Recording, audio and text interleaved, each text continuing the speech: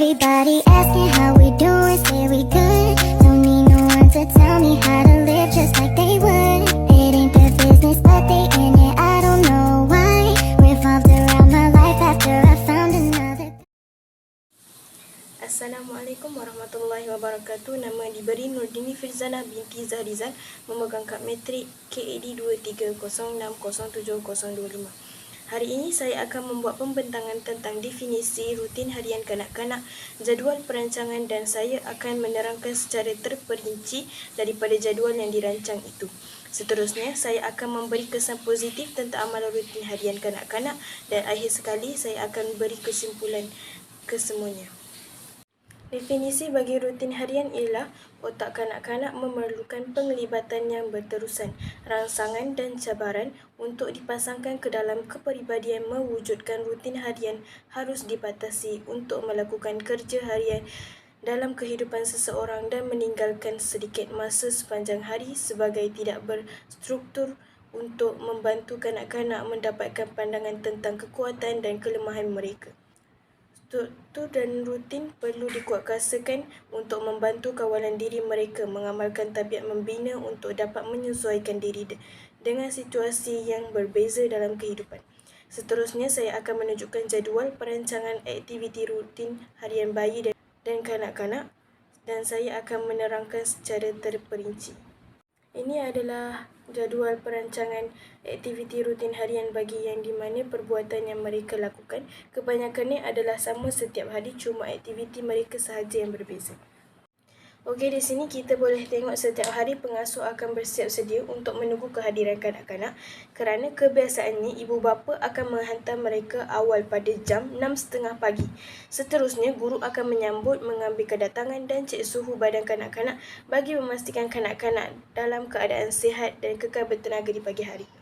Kemudian, bayi akan dimandikan pada jam 8 pagi hingga 9 pagi. Setelah semua bayi selesai mandi, bayi akan melakukan sensory time iaitu latihan deria.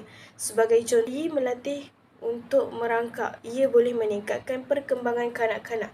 Sensory time dilakukan pada jam 9 hingga 10 pagi. Setelah selesai bayi melakukan sensory time, guru akan memberi makan dan susu kepada bayi untuk sarapan pagi pada pukul 10 hingga 11 pagi. Seterusnya, kanak-kanak akan mandi pada tengah hari. Tengah hari pada pukul 11 hingga 12 tengah hari. Pada pukul 12 tengah hari hingga 2 petang, kanak-kanak akan tidur bagi merehatkan diri mereka untuk melakukan aktiviti selepas itu. Apabila bayi sudah terjaga, kanak-kanak akan melaksanakan aktiviti tersebut. Contoh aktiviti yang dilakukan oleh bayi adalah berkabur. Aktiviti ini menggunakan mainan atau buku kecil dan selimut. Apa yang perlu dilakukan ialah letakkan mainan atau buku di bawah selimut. Tinggalkan sebahagian objek yang dipaparkan. Kemudian, tanyakan kepada bayi di mana dan menggalakkannya untuk mencari. Bayi biasanya akan merebut barang tersebut dan menggali di bawah selimut, kata Robert Myers, seorang psikologi kanak-kanak. Kemahiran yang dipelajari dari aktiviti ini ialah memahami sebab dan akibat kemahiran motor halus. Aktiviti yang kedua ialah puzzle. Bahan yang diperlukan ialah teka-teki kayu. Apa yang perlu dilakukan ialah sekitar hari pertama, bayi akan bersedia untuk teka-teki kayu yang besar, kata Dr. Myers. Dia mencadangkan orang dengan bentuk dan gambar yang berwarna-warni. Tunjukkan dan beritahu mereka terlebih dahulu bagaimana ia berfungsi. Anda perlu membimbing tangan mereka, katanya. Clap and bersorak apabila mereka berjaya. Kemahiran yang mereka pelajari ialah mereka dapat menyelesaikan masalah, kemahiran motor halus dan kemahiran visual. Aktiviti yang ketiga ialah baca. Bahan yang akan digunakan ialah buku gambar papan atau kain. Apa yang perlu dilakukan adalah rutin membaca buku-buku untuk bayi, menunjuk gambar-gambar seperti yang guru baca dan melibatkannya dengan menukar suara guru untuk watak yang berlainan, menjemput bayi untuk mengambil bahagian dengan menggalakkannya ketawa atau bertindak terkejut dengan cerita, menyentuh gambar dan menjadikan halaman. Kemahiran yang mereka dapat dalam aktiviti ini ialah penggunaan bahasa yang betul dan kemahiran mendengar. Aktiviti yang keempat ialah masa bersajak. Apa yang perlu dilakukan oleh guru ialah nyanyikan lagu-lagu yang dengan kata-kata sebenar atau buatan yang berirama seperti berdebar-debar, melompat, melompat, melompat. Guru mungkin merasa sedikit tidak masuk akal, tetapi semua yang berirama. Satu lagi cara untuk meningkatkan perkembangan bahasa bayi, seperti sentuhan, bercakap dengan bayi, seperti makanan untuk badan dan fikiran mereka. Jelas Dr. Leiderman, pengertian bahasa yang diterima kanak-kanak bermula jauh sebelum bahasa ekspresif mereka. Jadi kami ingin menggunakan sebanyak mungkin peluang untuk mengajar mereka dalam bahasa. Kemahiran yang bayi dapat dalam aktiviti ini ialah meningkatkan diskriminasi pendengaran mereka. Aktiviti yang terakhir ialah tambah lampu. Bahan yang digunakan ialah bekas plastik berwarna, lampu suluh mini. Apa yang perlu dilakukan adalah menghidupkan beberapa lampu suluh mini dan jatuhkannya ke dalam botol air kosong. Tupperware atau bekas berwarna, letakkan bayi pada waktu malam di dalam bilik yang gelap dan biarkan dia meroka bekas berwarna terang di lantai di hadapannya. Lampu terang dari LED akan disebarkan untuk pers yang sedikit. Sementara mana-mana bahagian longgar atau dilepas akan selamat dari mulut bayi, kata Rachel Cholet. Kemahiran yang bayi dapat ialah rangsangan daya visual, kemahiran pergerakan mata, perhatian yang berterusan, sosialisasi, ikatan pergerakan badan. Setelah aktiviti selesai, kanak-kanak akan diberi snack dan susu pada jam 3 hingga 4 petang. Kemudian kanak-kanak akan ditukarkan lampen sebelum mereka pulang ke rumah pada jam 4 hingga 4:30 petang. Pada jam 4:30 hingga 5 petang, kanak-kanak akan siap-siap untuk pulang ke rumah. A few moments later.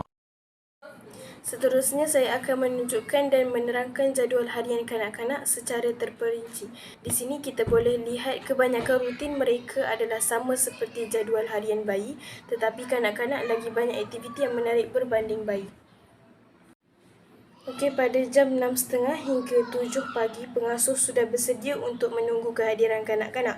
Seperti biasa, kebiasaannya, kanak-kanak ada yang datang awal ke sekolah kerana ibu bapa perlu pergi awal ke pejabat. Seterusnya, jam 7 hingga 8 pagi, guru akan menyambut, mengambil kedatangan dan memeriksa suhu kanak-kanak agar kanak-kanak berada dalam keadaan yang sihat.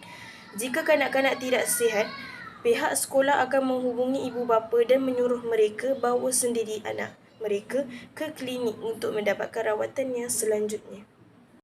Seterusnya, kanak-kanak akan mandi pada jam 8 hingga 9 pagi bagi mencerdaskan badan mereka supaya mereka kekal bertenaga sepanjang hari.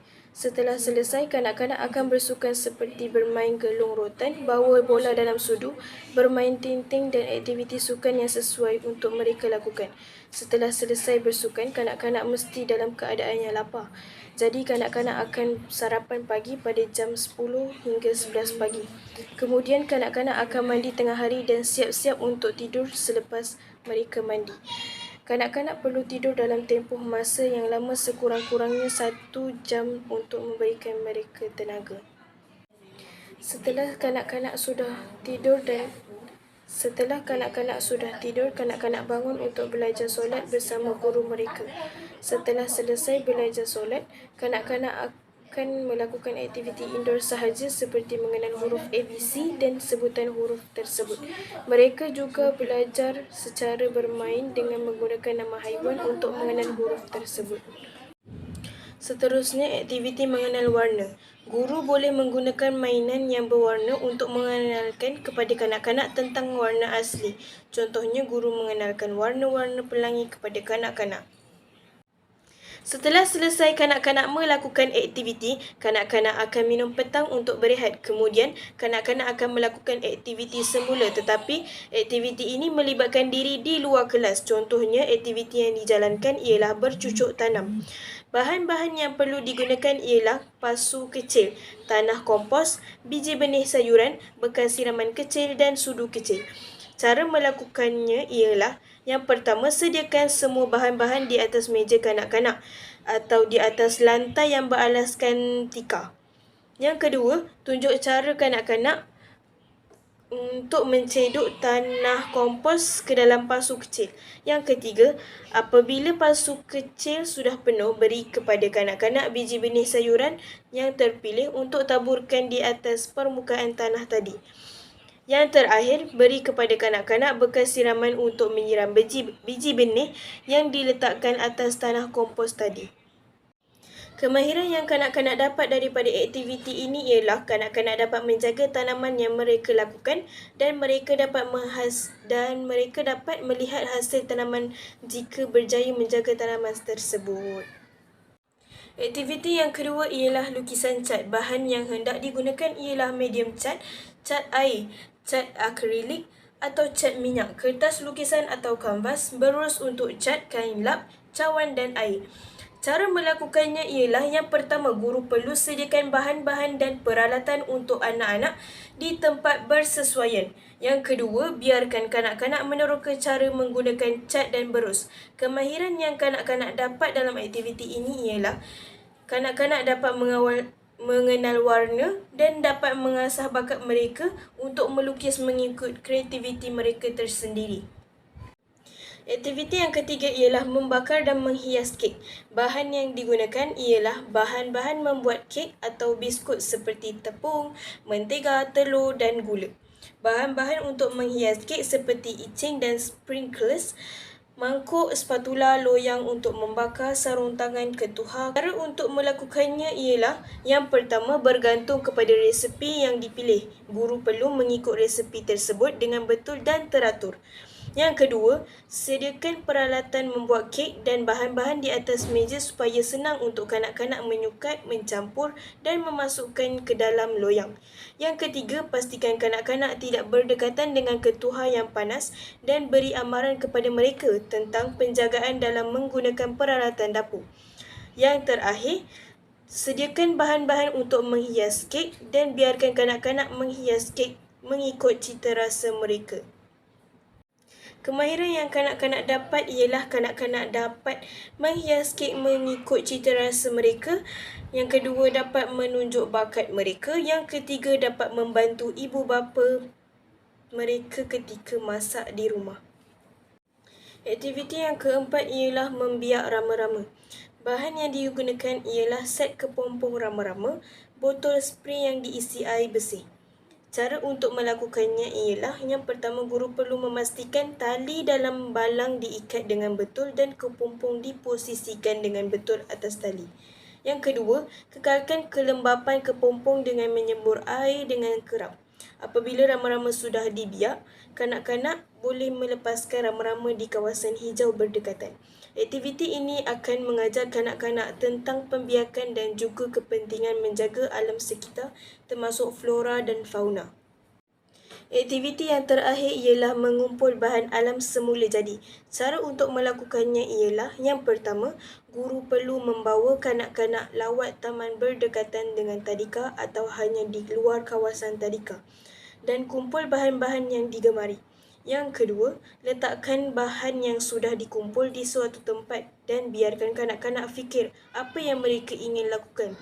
Seterusnya seperti mengumpul, mengikut warna, melabelkan, melukis atau macam-macam lagi. Aktiviti ini akan mengajar kanak-kanak tentang bahan alam semula jadi dan bahan tersebut boleh dikitar semula. Seterusnya, kesan positif amalan rutin harian kepada bayi dan kanak-kanak ialah sebuah proses pengajaran dan pembelajaran ini juga memerlukan kekreatifan guru-guru sebagai penyampaian ilmu. Maka, dengan adanya aktiviti rutin harian ini dapat membantu kanak-kanak untuk meningkatkan kefahaman kanak-kanak. Malahan tugas pendidik sangatlah mencabar kerana peredaran zaman ini memerlukan guru yang berkriteria tinggi, berkualiti dan bijak dalam mengendalikan kanak-kanak agar dapat membantu mereka untuk menyesuaikan